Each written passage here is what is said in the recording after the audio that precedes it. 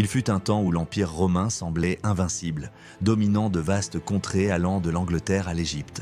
Rome, avec ses routes impressionnantes et son armée puissante, incarnait la grandeur et le progrès.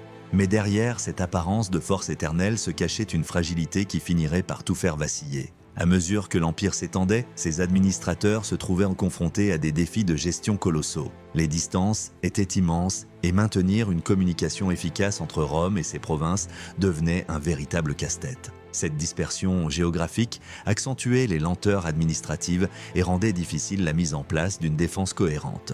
En parallèle, des problèmes économiques commencèrent à miner les fondations même de Rome.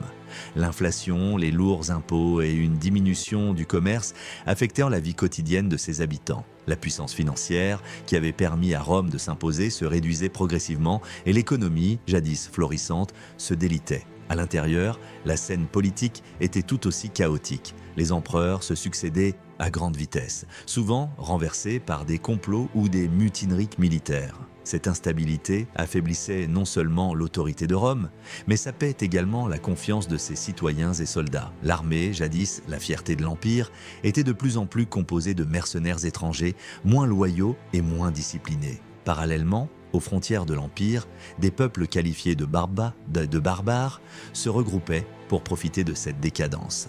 Les Wisigoths, sous la conduite d'Alaric, ont même réussi à pénétrer et à piller Rome en 410, un événement qui marqua un tournant symbolique dans l'histoire romaine. Enfin, en 476 après J.C., le renversement de Romulus Augustule par le chef barbare Odoacre scella le sort de l'Empire romain d'Occident. Tandis que l'Orient, devenu l'Empire byzantin, continuait à perdurer, l'Occident sombra dans une ère de transition, ouvrant la voie au Moyen-Âge.